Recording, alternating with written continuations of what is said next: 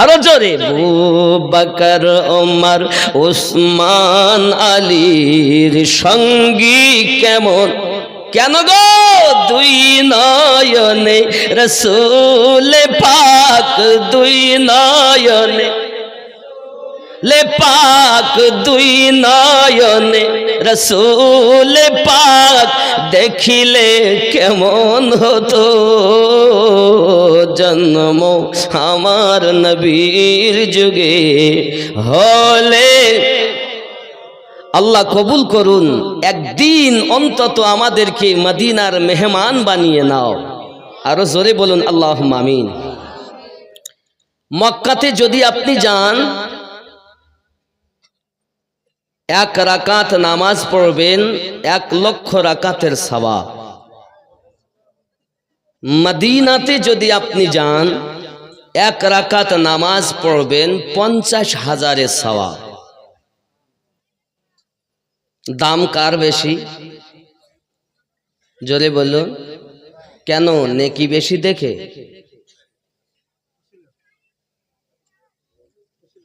দাম কার বেশি, মক্কার না মদিনার? জোরে বলুন। মদিনার। কিন্তু সওয়াব যেখানে কম ওখানে যে বেশি। আশিক তোমরা এ দেখো না যে মদিনাতে সওয়াব কম, তাই মদিনার দাম কম না। মক্কা শরীফ হয়েছে আমার হাবিবের কদমের বিনিময়। কাবা কিবলা হয়েছে রাসূলের ওসিলায়। মদিনাতে সওয়াব কম বলে মদিনা ছাড়লো যারা, বরবাদ হলো তারা। কারণ রব্বে করিম পবিত্র কোরআন সূরা নিসা আয়াত 64-তে ঘোষণা দেন, বিসমিল্লাহির রহমানির রহিম, ওয়ালাউ আন্নাহুম ইযলামু আনফুসাহুম জাউকা ফাস্তাগফিরুল্লাহ আস্তাগফারা লাহুমুর রাসূল লাওয়াজাদুল্লাহা তাওয়াবার রহিমা।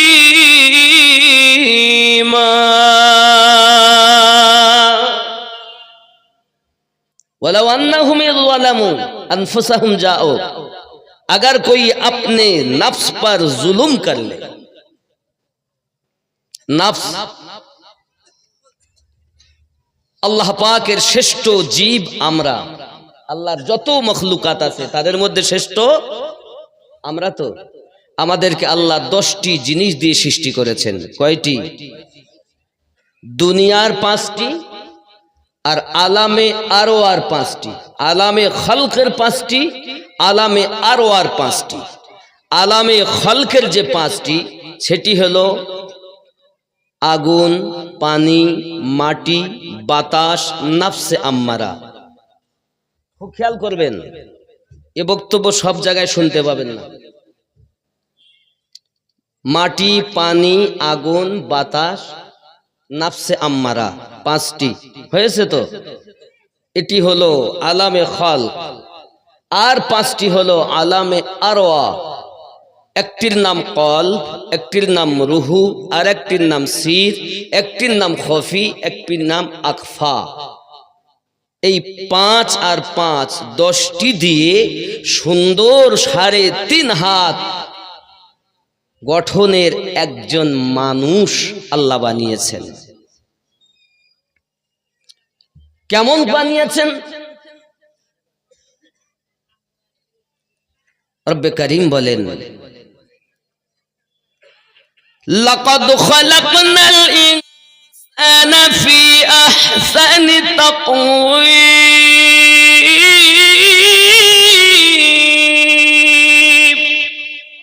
সুন্দর আকৃতি দিয়ে আমি আল্লাহ মানব সম্প্রদায়কে সৃষ্টি করেছি। এখন এই সুন্দর আকৃতি আল্লাহ দিয়েছেন, আরো সুন্দর হওয়ার জন্য ক্রিম ব্যবহার করি, সাবুন ব্যবহার করি। চেহারাতে আমরা কত কি ব্যবহার করি, করি কি করি না?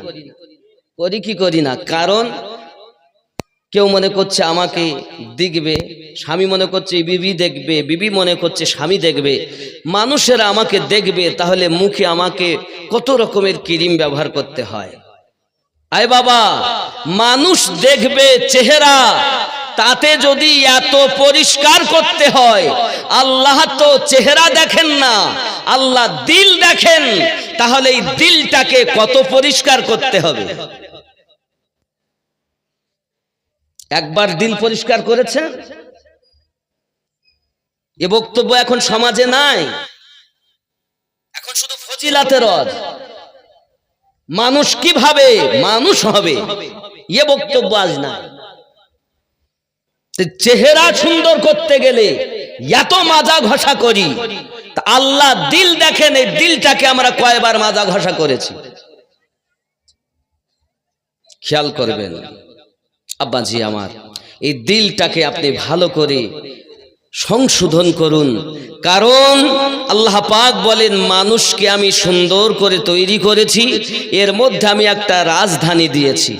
রাজধানীটার নাম, আমাদের পশ্চিম বাংলার রাজধানী কলকাতা, ভারতবর্ষের রাজধানী দিল্লি। আচ্ছা, রাজধানীতে যদি কোনো অসুবিধা হয় তাহলে পুরো দেশটা অসুবিধায় পড়বে কি পড়বে না? কথাই বলেন, কথা বলুন। রাজধানীতে, পশ্চিম বাংলা রাজধানীতে যদি কিছু হয়, পুরো পশ্চিম বাংলা আসর হবে। যদি দিল্লিতে কিছু হয়, পুরো ভারতবর্ষে আসর হবে। ঠিক তদ্রূপ মানব দেহের ভিতরে এক টুকরো গোস্ত, যার নাম হলো কলব, এটি হলো এই দেহের রাজধানী। এখন আমরা দুনিয়ায় ভুল করেছি, ত্রুটি করেছি, পাপ করেছি, মসজিদে আজান হয়েছে, চট করে ছুটলাম, ছুটে গিয়ে পড়ছি, হাত মুখ ধুয়েছি, হাত মুখ ধোয়ার পরে আল্লাহর কাছে সামনে দাঁড়িয়ে গেছি। দাঁড়িয়ে কি বলছি? আয় আল্লাহ, আমি কানে হাত দিলাম, উঁচু করলাম, অনেকে কানও ধরে, এই যে ধরে আমরা দাঁড়িয়েছি, কি বলছি? আমি পাপী গুনাহগার, দুনিয়ার সব কিছু ফেলে তোমার সম্মুখে দাঁড়িয়েছি। আল্লাহ পাক বলেন, এখনই পাপ করলি আর এখনই আমার কাছে কি চাচ্ছিস বল? আমরা তখন বলি আলহামদুলিল্লাহি রাব্বিল আলামিন, যাবতীয় প্রশংসা আপনার, আপনি দোজাহানের পালন কর্তা। আল্লাহ বলেন, তুই যে আমার নাফরমানি করলি, এখনই ওজনে কম দিলি, এখনই মিথ্যা কথা বললি, এখনই ফাঁকি দিলি, এখনই পরের মেয়ের হাত ধরে নিয়ে গেলি, এখনই তুই পরের জমি আল ঠেলে চাষ করলি, এখনই তুই চোখ দিয়ে চোখ মেরে এলি, এখনই টেলিফোনে উল্টা পাল্টা বলে আসলি, আমার সম্মুখে দাঁড়িয়েছিস, আমাকে দোজাহানের পালন করতে মনে করিস। জি হ্যাঁ আল্লাহ, আমি পাপী হতে পারি, কিন্তু আপনি যে রহমান, আর রহমানির রহিম, আপনি বড় রহমান, আপনি বড় রহিম। আমি পাপী, আপনি আমার রব। আয় আল্লাহ, আমি পাপ করতে ভালোবাসি, আমাকে মাফ করে দাও। আমরা আবার বলি মালিক ইয়াউমিদ্দিন, বিচার দিবসের আপনি মালিক। আয় আল্লাহ, আমাকে লাঞ্ছিত করো না। আয় মালিক আমার, তুমি আমাকে মাফ করে দাও। তুমি যে রহমান, তুমি যে রহিম, তুমি যে দয়াল, আমি তোমার নগণ্য বান্দা, আমি তোমার নগণ্য বান্দি, তোমার কাছে ঝুঁকেছি, আল্লাহ আমাকে মাফ করো। আল্লাহ পাক বলেন, ফেরেশতারা, দেখছো আমার বান্দা আমাকে কত ভালোবাসে, এ যত পাপ করেছে সবকে একটা পোটলা করো। জোরে বলুন সুবহানাল্লাহ। হায় হায়, কোথায় আছেন বাবা? জবান যুবক সোনা মানিক মহান আল্লাহ পাক আল্লাহ তাআলা বলেন, বান্দা বান্দি আর কিছু বলবি? আমরা তখন বলি ইয়্যাকা না'বুদু ওয়া ইয়্যাকা নাস্তাঈন। আমি তোমারই ইবাদত করি, তোমার কাছে সাহায্য প্রার্থনা করি। আমার আল্লাহ বলেন, বান্দা কি সাহায্য আমার কাছে চাও? আমরা সঙ্গে সঙ্গে বলি ইহদিনাস সিরাতাল মুস্তাকিম। আয় আল্লাহ, আমাদিগকে সোজা সরল সঠিক পথে প্রচালিত করো। কি বলি? সোজা সরল সঠিক পথে প্রচালিত করো। আল্লাহ পাক বলেন, কাদের পথে চলতে চাও? আমরা সঙ্গে সঙ্গে বলি সিরাতাল্লাযীনা আন'আমতা আলাইহিম, যাদেরকে আপনি পুরস্কৃত করেছেন তাদের পথে চালিত করুন। জোরে বলুন।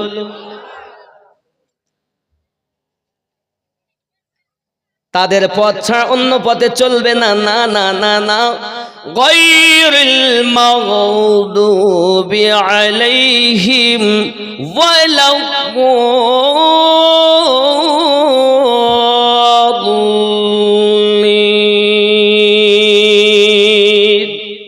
তাদের পথে নয় যারা অভিশপ্ত হয়েছে, লানাত প্রাপ্ত হয়েছে। আল্লাহ তাদের পথে আমাদের চালিত করো না, তাদের পথে চালাও। সিরাতাল্লাযীনা আন'আমতা আলাইহিম, যাদেরকে আপনি পুরস্কৃত করেছেন।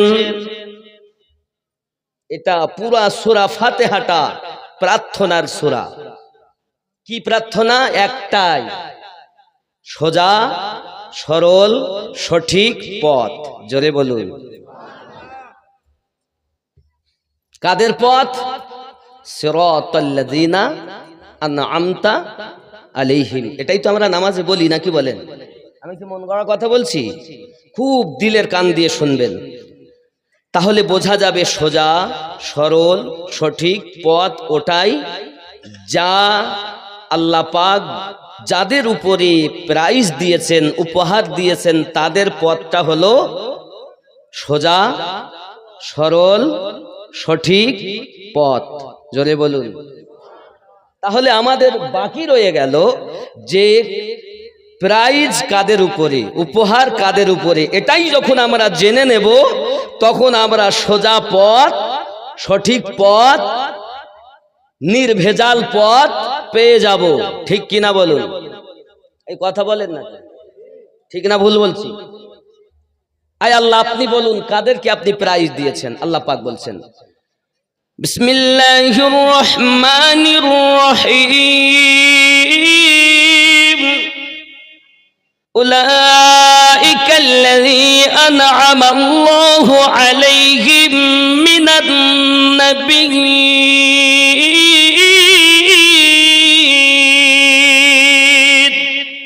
ওয়াস-সিদ্দীকীন ওয়াশ-শুহাদা'i ওয়াস-সালিহিন। কয় শ্রেণী? কয় শ্রেণী? ভালো করে বুঝেন। এক নাম্বার নবীন, তাদের উপরে আল্লাহর এনাম, এনাদের নবীনদের পথ সঠিক পথ, সিদ্দিকিনদের পথ সঠিক পথ, শুহাদাদের পথ সঠিক পথ, সালেহিনদের পথ সঠিক পথ। এর বাইরে সব জাহান্নামী পথ, এর বাইরে সব জাহান্নামী পথ। আমরা নামাজেই বলেছি ইহদিনাস সিরাতাল মুস্তাকিম। দুনিয়ার কোন মোল্লার কথা চলবে না, আল্লাহ ও রাসূলুল্লাহর কথা চলবে। ঠিক কিনা বলেন? আমরা মোল্লাতে বিশ্বাসী নই, আমরা রাসূলুল্লাহ ও আল্লাহতে বিশ্বাসী। আমার কথা বুঝতেছেন?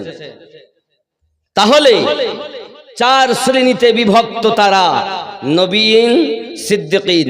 এখন আপনি আমি যদি মনে করি নবী দেখব কিন্তু পাবো না, আল্লাহ পাক কোরআনে বলছেন সূরা নিসাতে, যদি কেউ জানের প্রতি জুলুম করো তাহলে তোমরা আমার নবীর দরবারে চলে যাও।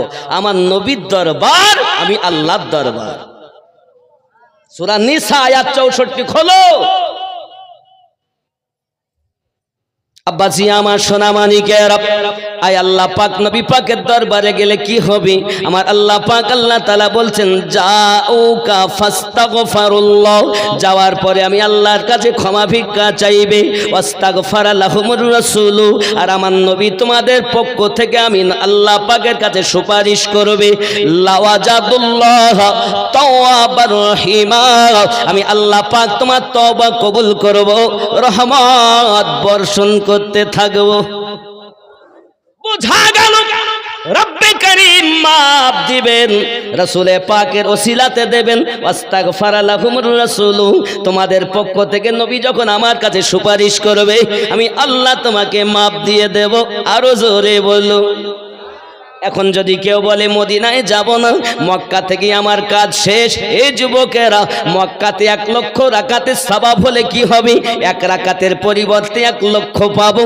মক্কাতে হলে কি হবে? মক্কা থেকে মদিনার দাম আল্লাহর কাছে বেশি। দুনিয়ার কোন মোল্লার কথা বলিনি, আল্লাহ পাক বলেছেন হাবিবি তুমি আমার, আমি তোমার, তুমি রাজি, আমি আল্লাহ রাজি। এখন আল্লাহ পেতে গেলে রাসূলুল্লাহর প্রয়োজন। সূরা আল ইমরান আয়াত নাম্বার 31, আল্লাহ পাক আল্লাহ তাআলা বলেন হাবিব আপনি বলে দিন, কেউ যদি আমি আল্লাহকে পেতে চায়, প্রেম করতে চায়, কুল বলে দিন ইন কুনতুম তুহিব্বুনাল্লাহ, আমি আল্লাহকে যদি কেউ প্রেম করতে চায়, ভালোবাসতে চায়, ফাত্তাবিউনি, তারা যেন আপনার ইত্তেবা করে। আয় আল্লাহ যদি ইত্তেবা করি নবীর তাহলে কি হবে? আমার আল্লাহ পাক আল্লাহ তাআলা বলেন ফাত্তাবিউনি ইউহিব্বুকুমুল্লাহ, আমার নবীর ইত্তেবা করবে আমি আল্লাহ ভালোবাসবো। শুধু কি ভালোবাসবে বলে না, তাহলে কি করবে? আমার আল্লাহ পাক বলেন ইউহিব্বুকুমুল্লাহ, আর কি করবেন? আমার আল্লাহ পাক বলেন আমি তার জীবনের গুনাহ ওয়া ইয়াগফিরু লাকুম যুনুবাকুম, আমি আল্লাহ পাক তার জীবনের গুনাহ মাফ দেব। আর কি করবেন? আমার আল্লাহ পাক বলেন শুধু মাফ দেব না, আল্লাহু গফুরুর রহিম, আমি আল্লাহ তার উপরে বর্ষণ দয়া করতে থাকব। আমার নবীর ইত্তেবা করলে 3টি প্রাইজ। একটি হলো আল্লাহর প্রেম পাওয়া যাবে, 2 নাম্বার জীবনের গুনাহ মাফ হবে, 3 নাম্বার আমার আল্লাহ পাক রহমত বর্ষণ করতে থাকবে। জোরে বলুন। আয় আমার সোনা মানিকেরা, পৃথিবীর সরজমিনে আল্লাহ পাক যখন অর্ডার দিলেন আমার হাবিব আপনি ইসলামকে প্রচার করুন, ইসলামকে প্রচার করুন, 40 বছর বয়সে আমার আপনার নবী সাল্লাল্লাহু আলাইহি ওয়াসাল্লাম আল্লাহ পাকের অর্ডার পাওয়ার পরে প্রথম আপনাকে না বললেন আপনারা পড়ুন, সাক্ষী দেন লা ইলাহা ইল্লাল্লাহ, নেই কোনো রব, নেই কোনো ইবাদতের উপযুক্ত আল্লাহ ছাড়া, মুহাম্মাদুর রাসূলুল্লাহ সাল্লাল্লাহু আলাইহি ওয়াসাল্লাম, আর মুহাম্মদ সাল্লাল্লাহু আলাইহি ওয়াসাল্লাম হলেন তার প্রিয় রাসূল ও বান্দা। জোরে বলুন। যখন তুমি এবার 360টি মূর্তি বার করে দিয়ে আমি নবীর কথা মেনে নিয়ে এক আল্লাহ পেয়েছো, এখন তুমি ইমানদার হয়ে গেছো। এখন তোমার জন্য প্রথম কাজ হলো ওয়া ইকামিস সালাত, নামাজ কায়েম করো, ওয়া ইতাইজ যাকাত, যাকাত প্রদান করো, ওয়াল হজ, এবং হজ করো, ওয়া সাওমি রমাদান, এবং রমজানের রোজা রাখো। জোরে বলো। যুবকরা আমার রাসূল পাক সাল্লাল্লাহু আলাইহি ওয়াসাল্লাম যখন এক আল্লাহ পাকের ওয়াহদানিয়াত প্রচার করতে আরম্ভ করেছেন, মক্কার বড় বড় দুশমনেরা আবু জাহেল, উতবা, সাইবা, উতাইবা, আবু সুফিয়ান আমার নবী পাকের প্রতি অত্যাচার আরম্ভ করে দিয়েছেন। দয়াল নবী মক্কার কাবা ঘরের নিকট আল্লাহ পাকের কোরআন মাজিদ তেলাওয়াত করে করে শোনাচ্ছেন আর রাসূলে পাকের বাণী শুনে আল্লাহর কালাম শুনে মানুষেরা বেধর্ম থেকে ইসলাম ধর্ম গ্রহণ করে। যুবক আমার, আল্লাহ পাকের কোরআন আজ আমাদের ঘরে তেলাওয়াত হয় না। সিনেমা তো দেখি, সিরিয়াল তো দেখি, আল্লাহর কোরআন আমাদের ঘরে তেলাওয়াত হয় না বাবা। ও আমার সোনামানিকেরা, মক্কার মানুষ আমার নবী পাক সাল্লাল্লাহু আলাইহি ওয়াসাল্লামের কথা সহ্য করতে পারেন না বাবা। প্রিয় নবী সাল্লাল্লাহু আলাইহি ওয়াসাল্লাম মক্কার খানায় কাবার বারান্দাতে যখন অজনসিহত করে মানুষকে উপদেশ দিচ্ছেন, এক আল্লাহকে মেনে নাও, এক আল্লাহকে তোমরা জেনে নাও, ওই আল্লাহ পাক আমাদের সৃষ্টি করেছেন, আল্লাহ ছাড়া আর কেউ নাই। এমন সময়তে মক্কার মানুষ বড় রেগে গেল বাবা। তার ভিতরে বড় জালিম, নাম তার আবু জাহেল আমার নবী পাক সাল্লাল্লাহু আলাইহি সাল্লামের জামার কলোয়ারখানা ধরে খানায় কাবার দেওয়ালের সঙ্গে মাথাটা ঠুকে দিয়েছে। এ দয়াল বাবা, আমার নবী পাকের পেশানি ফেটে যায়, পেশানি মোবারক থেকে রক্তর ফোঁটা আপনার জমিনে পড়তে লেগেছে। প্রিয় রাসূল কোনো কথাই না বলে সঙ্গে সঙ্গে ঘরে চলে গেলেন বাবা। মক্কার খানায় কাবার পরে মাকামে ইব্রাহিম আপনি দেখতে পাবেন, এখন যাবেন তো দেখবেন। খানায় কাবার পরে মাকামে ইব্রাহিম, মাকামে ইব্রাহিমের পরে জমজম কমের কূপ, জমজমের কূপের নল, ওই কূপের আপনার নলের পরে দেখতে পাবেন সাফা এবং মারওয়া পাহাড়, ওই পাহাড়ের পরে দেখবেন আবু জাহেলের বাড়ি হাম্মাম খানা, ওই হাম্মাম খানার অপোজিটে একটি হলুদ রঙের ঘর। এটাই হলো আমার নবী পাকের জন্মভূমি,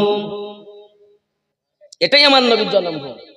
ওই জন্মভূমির পিছনে যে পাহাড়টি, এই পাহাড়টির নাম হলো সাবা পাহাড়। এই পাহাড়ে উঠে আমার নবী সর্বপ্রথম এক আল্লাহর ওয়াহদানিয়াত প্রচার করেছিলেন। এই পাহাড়ে উঠে সর্বপ্রথম।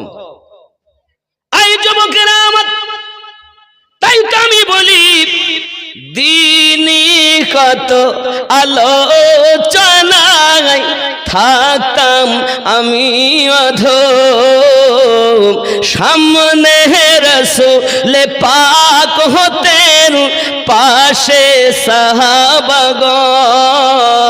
সুবহানাল্লাহ। আজ আমি বক্তব্য রাখছি, আপনারা শুনছেন, আর ওই সময় যদি জন্ম হতো নবী বক্তব্য রাখতেন আর আমরা শুনতাম।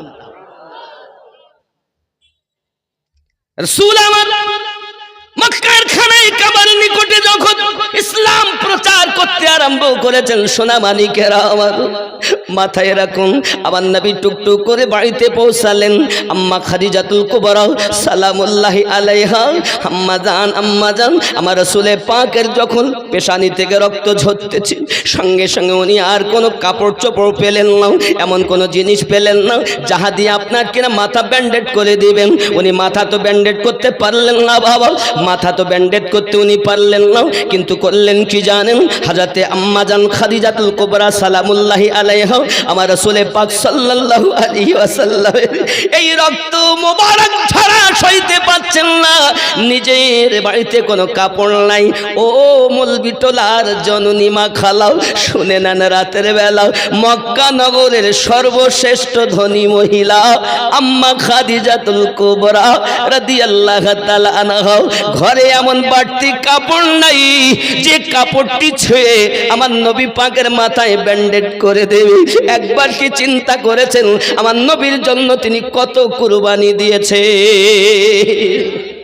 তাই তো গজলে বলে, দেখিয়া আপনার মোজেজা এ ভাগ্যবতী বিবি খাদিজা, দেখিয়া আপনার মোজেজা ভাগ্যবতী বিবি খাদিজা, সঁপে দিল জীবন আর যৌবন। দয়াল নবী মায়ার নবী গো, আপনি আমার জীবনের জীবন। আম্মা জান বেকারার হয়ে গেছে, করি আমি কি করি? নিজের ওড়নার একটি কানা ছিঁড়ে নিলেন, নেওয়ার পরে আমার নবী পাকের পেশানিতে ব্যান্ডেড করে দিলেন। আমার দয়াল নবী সাল্লাল্লাহু আলাইহি ওয়াসাল্লাম এমনি করে আপনার কিনা ঘরের ভিতরেই রয়েছেন। এখন দুশমনের দলেরা ঘরের বাইরে আপনার উটের পচা নাড়ি ভুঁড়িগুলো আপনার ঘরের বাইরে রেখে গিয়েছেন।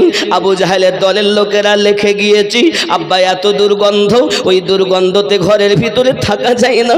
আমার দয়াল নবীজি বাইরে এসে নিজের হাত মোবারক দিয়ে নোংরাগুলো পরিষ্কার করে দিয়েছেন।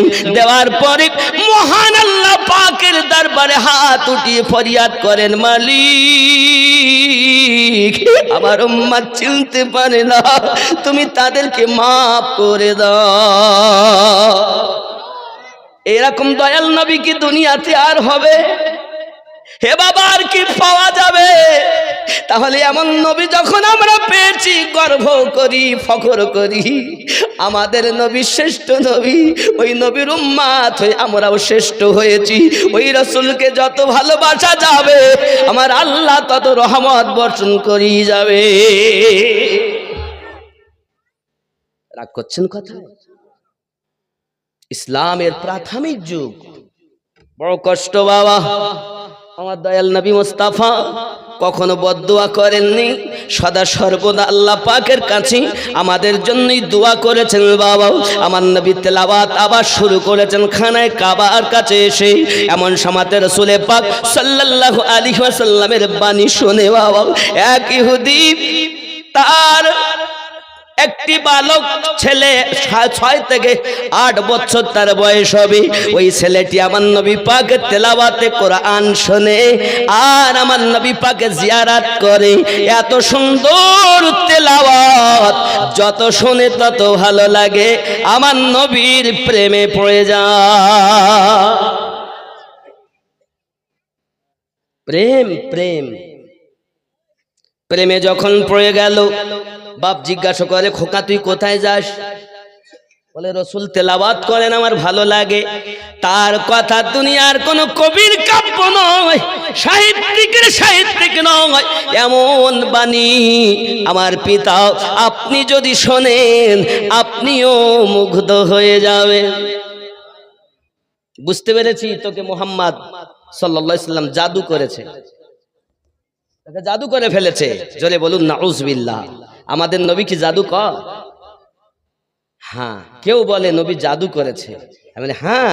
নবী তলোয়ার চালিয়েছে, আমি বলি হ্যাঁ চালিয়েছে। কিসের তলোয়ার? প্রেমের তলোয়ার। কিসের জাদু? প্রেমের জাদু। জোরে বলে। কার প্রেম? আল্লাহ ও রাসূলের প্রেম। তুমি দুনিয়ার তলোয়ার ভেবো না, ইশকের তলোয়ার রাসূল চালিয়েছেন। যত ইশকের। আব্বাজি আমার সোনা মানিকের পিতা বলে, আজ যাওয়া হবে না মক্কার খানায় কাবার নিকটে, এখন তুমি বাড়িতে থাকবে। ছেলে তো বলে, পিতা সম্ভব নয়, এখন তার পায়ে ছিকল দিয়ে বাড়িতে আপনার কিনা বেঁধে রেখেছি। ছেলেটা আর মক্কায় আমার নবীর কোরআন মাজিদ তেলাওয়াত শুনতে যেতে পারে না। এই আমার জবাব, আমার জওয়ান যুবকেরা, আপনাদের কাছে আমি অনুরোধ করব বাবা, আমার রাসূল পাকের তেলাওয়াতে কোরআন মাজিদ কত সুন্দর ছিল। আজ আমাদের ঘরে কেন এত আল্লাহ পাকে গজব দান করে? একমাত্র আমরা আল্লাহ পাকের কোরআন মাজিদ ছেড়ে দিয়েছি। বন্ধুরে আমার, চলুন না কেন দেখি। এখন ছেলেটি মাকে বলে, মা আমাকে একটু ছেড়ে দাও না, আমি রাসূল পাকের দিদার করব। জোরে বলো। কার দিদার? নবীর। আব্বাজি আমার এই কথা যখন বলতেছেন, এমন সব মা বলে, যাওয়া সম্ভবপর হবে না, বেঁধে রেখেছি, তুমি মুস্তাফা ছেড়ে দাও। কারণ আমরা হলাম এই মক্কা নগরীর ধনী, আমাদের তেলাওয়াত, আমাদের ধর্ম আলাদা, তাদের ধর্ম আলাদা। এখন যাওয়া যাবে না বাবাজি। এমনি করে আপনার কিনা দেখা গেল এই আপনার ঘটনাটা ঘটতেছে আস্তে আস্তে করে। আমার নবী পাক সাল্লাল্লাহু আলাইহি ওয়াসাল্লাম যখন মক্কা থেকে মদিনায় আপনার রওনা দিয়েছেন বাবা, মদিনাতুল মুনাওয়ারায় যখন নবী গেছেন, নবী পাকের বাণী শুনে ওই 6 থেকে 8 বছরের বালক প্রেমে পড়ে পাগলের মতো হয়ে আছে বাবা। এমনি করে খাওয়া দাওয়া বন্ধ করে দিয়েছে। মা যদি খেতে দেন খায় না, মা যদি আপনার কিনা পানি দেয় পান করে নাও, খাবার দেয় খাওয়া দাওয়া বন্ধ করে দিয়েছে। আব্বা আমার খাওয়া ভালো লাগে না, নবী ভালো লাগে। ছোট্ট বালকের প্রেম কেমন! আমরা সুন্নিরা এজন্য তো দরুদ পড়ি, সালাম পড়ি, কারণ আমাদের দরুদ ও সালামে বড় মজা লাগে। যুবকরে আমার, ইহুদির ছেলে খাওয়া ছেড়ে দিল যখন, মা বলে বাবা তুই খাস না কেন? ভালো লাগে না। বাপ বলে খাস না কেন? ভালো লাগে না। কোনো খাবার আমার ভিতরে ঢোকে না, আমার মন চায় শুধু নবী নবী। জোরে বল। দয়ার নবীর মোহাব্বত এমন হয়ে গেল তার কলবে, তার দিলে। হে বাবাজি আমার, আস্তে আস্তে ক্লান্ত হয়ে গেল। বাপ ডাক্তার দেখাতে আরম্ভ করেছি, কবিরাজ দেখাতে আরম্ভ করেছি, দেখো ট্রিটমেন্ট শুরু করেছি। বাবা ট্রিটমেন্ট করে কোনো কাজ হয় না, কোনো রকম কোনো লাভ হয় না। এখন কোনো রকম কোনো কাজ যখন হয় না, দিন দিন ছেলেটা আরো ক্লান্ত হয়ে গেল। বাবা একটি মাত্র ছেলে, বাপ বড় ধনী মানুষ, তার সমাজে একটা নাম যশ রয়েছে। বাবা এখন ছেলে যদি মারা যায়, তাদের দ্বিতীয় কোনো সন্তান নাই, তাই তারা ডাক্তার কবিরাজ করে, কোনো রকম কোনো কাজ যখন হচ্ছে না, আব্বা আমার ছেলেটি বলে পিতা আমার খাওয়া ভালো লাগে না, এমনকি জবান বন্ধ হয়ে গেল। বাপ বলে বাবারে তোর শেষ ইচ্ছাটা বল, জানি আমি তুই মারা যাবি, বাঁচবি না দুনিয়ায়, তবে বল তোর শেষ ইচ্ছা কি? ছেলেটি বলতেছে পিতা গো, আমার শেষ ইচ্ছা যদি পূর্ণ করে দেন তাহলে আপনার কদমে আরজি রাখি, মরণের আগে একটি মাত্র আশা, আমার দয়াল নবীর সঙ্গে দিদার করাইয়া দেয়। জীবনে হবে কি তোমার দিদার, ইয়া রাসূলুল্লাহ,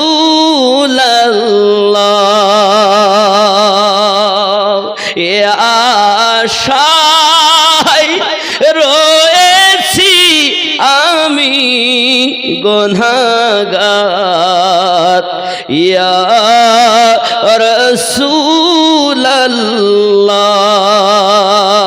জীবনে হবে কি তোমার দিদার,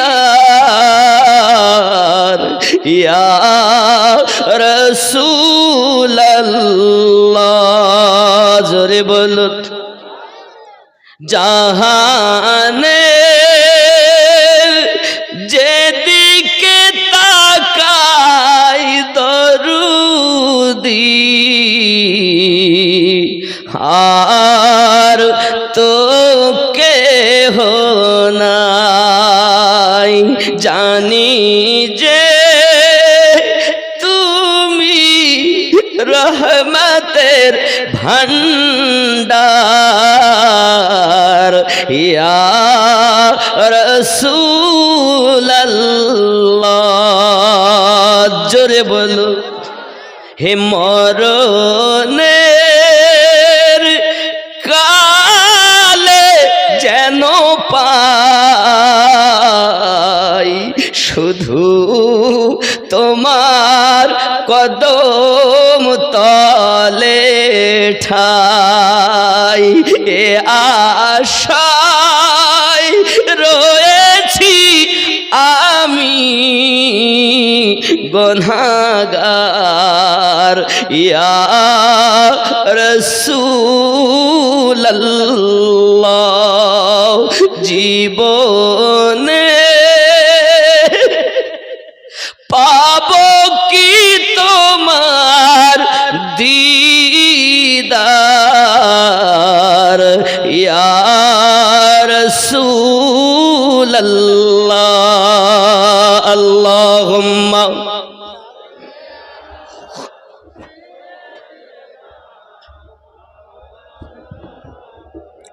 ওয়া আলা আলি। মাশাআল্লাহ। আর জোরে বলুন না ইয়া রাসূলুল্লাহ।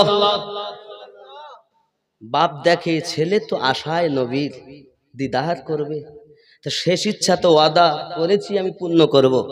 এখন একজনকে পাঠিয়েছে, যাইয়া খবর দাও মোস্তাফাকে যে ছোট আশিক আছে যে মরণ উপন্ন ভাব একবার দেখতে চায়। আমার রসুল বলেন সাহাবী রসুল কিরামকে চলো যাই। ছোট্ট আশিকের দেখা করতে আমার দয়াল নবী যাচ্ছেন। সুবহানাল্লাহ। আপনি যদি আশিক হতে পারেন তা আমার রসুল আপনার ভাঙা ঘরে এসে দিদার দান করবে। আপনি তো আশিকই হতে পারেন, আপনি তো প্রেমী হতে পারেন না। আপনি মুখে নবী নবী করছেন, আসলে আপনার ভিতরে রসুলের কোনো আদর্শ নাই। মিথ্যা আপনার মধ্যে, সুদ আপনার মধ্যে, এমন পাপ নাই যাহা আমাদের মধ্যে নাই। তাহলে আমরা কেমন করে দাবি করি যে আমরা নবীর উম্মাত, আমরা আল্লাহর বান্দা বান্দি? বান্দার কাজ তো দাস এবং দাসত্ব করা, নাকি? বান্দা অর্থ দাস, সে করবে দাসত্ব। আমরা কি দাসত্ব করি? করি? লোক দেখাই, হ্যাঁ বিশাল করি। আব্বাজি আমার দয়ার রসুল টুক টুক টুক টুক করে সাহাবায়ে রসুলদেরকে নিয়ে রওনা দিয়েছেন। যেই না রওনা দিয়ে গেছেন, এমনি সমাতে আপনার ইহুদি হলো আমার নবীজিকে আপনার সম্মান করে বাড়িতে নিয়েছেন। জোরে বলো নবী আমার যেই না ইহুদির ঘরে প্রবেশ করেছেন, এই যুবকেরা প্রবেশ করার পরই দেখা গেল ওই ছোট্ট আশিক উঠে আপনাকে না বসতে পারে না, চোখ মেলতে পারে না। পিতা তার কানের কাছে যাইয়া বলছে, বেটা রে দেখো যার আশিক তুমি, তোমার মাসুক এসে গেছে। যেই কথাটুকু পিতা বলেছেন, সঙ্গে সঙ্গে বেটা চোখ দুটি খুলে যেন মরা দেখে জীবন পেয়ে গেল। আমার নবীজিকে যেই না দেখেছেন উঠে দাঁড়িয়ে গেছেন, ইয়া রাসূলুল্লাহ সাল্লাল্লাহু আলাইহি ওয়াসাল্লাম, হুজুর আমাকে maaf করবেন, হুজুর আমাকে ক্ষমা করবেন, হুজুর আমি হয়তো আর বাঁচব না, আমি আপনার ছাড়া আমাকে কিছু ভালো লাগে না, আমি আপনার প্রেমিক, আমি আপনার পাগল, হুজুর আপনার ছাড়া আমার ভালো লাগে না, আমি বাঁচব না, আমার উপায় কি হবে? আমার দয়াল নবী বলেন, জলদি করে পড়ে নাও লা ইলাহা ইল্লাল্লাহু মুহাম্মাদুর রাসূলুল্লাহ।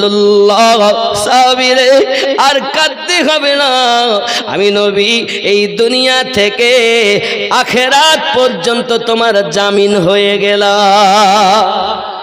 এ যুবকের আমার দয়াল নবী যদি জামিন হয়ে যান, তাহলে তার হালাত কি হবে, তার অবস্থা কি হবে? আব্বাজি আমার প্রিয় রাসূল সাল্লাল্লাহু আলাইহি ওয়াসাল্লাম এই কথাটি বলেছেন, আর ছেলেটি আপনার কিনা বসে থাকতে আবার শুয়ে যায়। এমনি সমাতে আপনার কিনা রাসূলে পাক সাল্লাল্লাহু আলাইহি ওয়াসাল্লাম ইহুদির বাড়ি থাকাকালীনে ওই ছোট্ট ছেলেটি আপনার দুনিয়া থেকে মৃত্যুবরণ করে। ইন্না লিল্লাহি ওয়া ইন্না ইলাইহি রাজিউন। ছোট্ট সাহাবী দুনিয়া থেকে যখন ইন্তেকাল করে গেছেন, বাপ দেখতেছে আমার রাসূলে পাককে ডেকে, একে আর আমরা কি করব? নিয়ে যান, আপনি নিয়ে যান। আমার দয়াল নবী বলেন, সাহাবী রাসূল আমার ছোট্ট আশিক, চলো তাকে নিয়ে চলে যাই। এখন আমার নবী পাক সাহাবী রাসূল সহ ছোট্ট আশিকের লাশ মোবারক মদিনাতুল মুনাওয়ারাতে নিয়ে এসেছেন। জোরে বলুন সুবহানাল্লাহ। মদিনার বাজারে ঘোরাচ্ছেন, ইয়াশরিফ দেশে ঘোরাচ্ছেন, গলি গলি ঘোরাচ্ছেন। আমার রাসূল বলেন, ভালো করে তাকে ঘোরাও, মদিনার মানুষ যেন দেখে আমার ছোট্ট আশিকের জানাজা বড় ধুমধাম করে উঠবে। ছোট আশিক এর জানাজা বড় ধুমধাম করে উঠাতে হবে।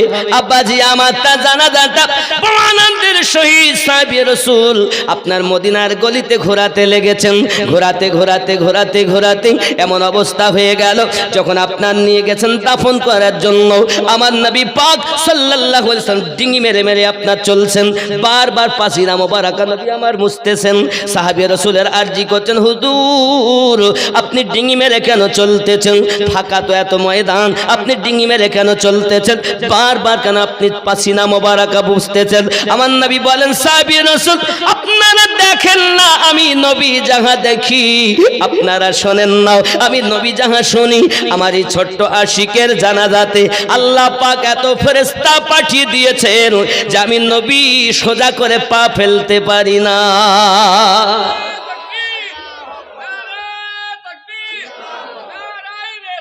ইয়া রাসূলুল্লাহ, যদি বলুন না ইয়া রাসূলুল্লাহ। অসুবিধা হচ্ছে বাবা?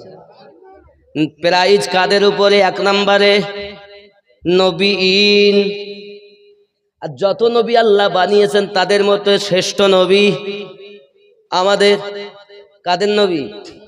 আব্বাজি আমার, এই নবীর মোহাব্বত, ইশক, ভালোবাসা যার মধ্যে আছে ইহ জগতে লাভ, পর জগতেও লাভ। জোরে বলুন। এখন ওই নবীর কথা শুনতে গেলে আল্লাহর ঘর মসজিদে যাবেন ইবাদত বান্দেগি করার জন্য। ওই মসজিদে যদি আপনি সুন্দর করে ইবাদত বান্দেগি করেন লাভ আছে। বাবাজি, পৃথিবীর সব থেকে খারাপ জায়গাটার নাম হলো বাজার, আর পৃথিবীর সব থেকে ভালো জায়গাটার নাম হলো মসজিদের ঘর, মসজিদ ঘর। এই মসজিদের ভিতরে যদি আপনি নফল ইবাদত করেন আলাদা সওয়াব, তেলাওয়াত করেন আলাদা সওয়াব, জিকির আজকার করেন আলাদা সওয়াব, হে বাবা ফরজ ওয়াজিব সুন্নাত পড়েন আলাদা সওয়াব।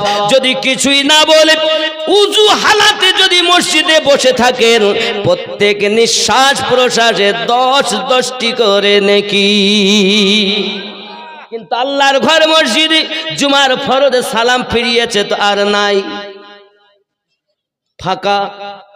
এখানে মনে এরকম হয় না? কি গো, হয় নাই? জুমার নামাজে সালাম ফিরানো হয়ে গেল আর মসজিদে ফাঁকা হয়ে গেল। অন্য জায়গায় অনেককে দেখা যায় দুয়া একটু করে নিয়েছে, নেওয়ার পর আর নাই, মসজিদের হাফ। আব্বাজি আমার, পৃথিবীর সরজমিনে এখানে হয় না, হয় না? ওই নফল ইবাদত করতে হবে, নওয়াফিল ইবাদত আপনি তখন পাচ্ছেন না, ব্যস্ততা আছেন। আমার মনে হয় না যে এরা আর পড়ে ওই ফরজটুকু, মানে সেই মক্কাতে আর মদিনায় আমরা গেছি তো এরা কাবাকেও সম্মান করে না, কাবার দিকে পর্যন্ত পা মেলিয়ে সব বসে থাকে। আমি নিজের চোখে দেখছি, আর মোবাইলে ফটো আছে, এই মোবাইলে দালালি কথা বলছি। যে কাবার দিকে ফিরে আমরা নামাজ আদায় করি, তারা নামাজ তারাও আদায় করে, আদায় করার পর তারা খানায় কাবার দিকে ফিরে পা লম্বা করে কোরআন শরীফ পড়তে। আর কাবাকে আমরা ভারতবাসী, বাংলা ও পাকিস্তান, আমি দেখি এরা যা কাবাকে সম্মান করে, নবীকে সম্মান করে, অন্য কোন দেশের মানুষ তাহা করে না। জান্নাতে যদি যায় তো এরাই আগে যায়। আপনি মক্কার মানুষ মনে করছেন, তাদের মতো বিয়াদব নাই, চোখে দেখা কথা। যুবক আমার, খানায় কাবার দিকে আমরা থুতু ফেলাকেও বিয়াদবি মনে করি নাকি? তাহলে থুতু ফেলা যদি বিয়াদবি হয়, তার পা যদি দেয় শার্ট করে, হ্যাঁ মশলা আছে। যদি বেটা অসুস্থ হয়, তার বসার মতো ক্ষমতা নাই, তাহলে পা বেঁকানোর মতো ক্ষমতা নাই, তাহলে কেবলার দিকে পা করে নামাজ আদায় করার হুকুম দেওয়া হয়েছে। কিন্তু সুস্থ হালাতে কোন ব্যক্তি কাবার দিকে পা করে নামাজ দৌড় মারছে, লোকটা আমি দেখছি, কিন্তু এসে বসে আছে কাবার দিকে পা দিয়ে তেলা। এই বড় লম্বা দাড়ি, দাড়ি হলে কি হবে? মাথায় পাগড়ি থাকলে কি হবে? ইশক নাই, মোহাব্বত নাই, আদব নাই। মসজিদ নববী মদিনাতুল মুনাওয়ারাতে, সেখানেও গিয়ে দেখি লোক নামাজ পড়ার পর, আমরা তো আসরে যেতাম আর এশা পড়ে আসতাম, তো এর মধ্যে দেখি কত রকমের মানুষ। হে বাবাজি আমার, মদিনাতে মসজিদ নববীর ভিতরে রাসূলে পাকের রওজার দিকে পা, একদম সোজা কাবার দিকে পা, তার মানে আমার নবীর রওজাও সামনে, কাবাও সামনে। এত বড় বিয়াদব যুবক আমার। এর জন্য অনুরোধ করব, আপনারা আমরা আশিক হব, দুশ্মন হব, কি হব? পাগলা কাদিস না রে গাছতলায়, বড় পীরের নাম নিলে আল্লাহ পাওয়া যায়। জোরে বলুন। আপনারা হয়তো বলেন, হুজুর কোরআন শরীফের দলিল আছে? আরে গৌসে পাকের শানে আল্লাহ আয়াত নাজিল করেছেন। কোরআনুল মাজিদের 42 নাম্বার সূরা, সূরাটির নাম সূরা আশ-শুরা, আয়াত নাম্বার 23। জোরে বলে কি আছে আয়াতে? এই আয়াতটি শুধু গৌসে পাক নয়, খাজা গরিব নওয়াজ, এক কথায় আল্লাহ পাক যে বলেছেন, আমরা নামাজে বলেছি সিরাতাল্লাযিনা আনআমতা আলাইহিম, এই 4 নাম্বার যে নবীন, সিদ্দিকিন, শুহাদাইন, সালেহিন। এই সালেহিনের বাংলা অর্থ নেককার ব্যক্তি। আমার গৌসে আজম ছিলেন নেককার ব্যক্তি। এই আয়াত সূরা শুরা আয়াত 23 গৌসে আজমের শানে, খাজা গরিব নওয়াজ শানে, তরিকতের সমস্ত আউলিয়াদের শানে আল্লাহ পাক আয়াত নাজিল করে বললেন, কুল্লা আসআলুকুম আলাইহি আজরান ইল্লাল মাওয়াদ্দাতা ফিল কুরবা। এই আয়াতে কারিমার তাফসীর পড়ো, বড় বড় তাফসীর কারকগণ লিখেছেন এই আয়াতটি আল্লাহর সলিহিন বান্দাদের শানে অবতীর্ণ হয়েছে, আবার আহলে বায়াতের শানে অবতীর্ণ হয়েছে। আরো জোরে বলুন। আমরা যখন নামাজ পড়ি তখন নামাজে গিয়ে আহলে পাককে সালাম দেই না? কি বলি? আসসালামু না না, আল্লাহুম্মা সাল্লি আলা মুহাম্মদ ওয়া আলা আলে মুহাম্মদ সাল্লাল্লাহু আলাইহি ওয়াসাল্লাম। আয় আল্লাহ দরুদ সালাম অর্পিত বর্ষিত নাজিল হোক মুহাম্মদ সাল্লাল্লাহু আলাইহি ওয়াসাল্লামের উপরে, তার আলে পাকের উপরে। আল অর্থ আলী, ফাতেমা, হাসান, হোসাইন। জোরে বলুন। যত সময় আহলে বায়াতের উপরে আপনি ওয়া আলা আলে মুহাম্মদ আপনি না পড়বেন, আপনার নামাজ সঠিক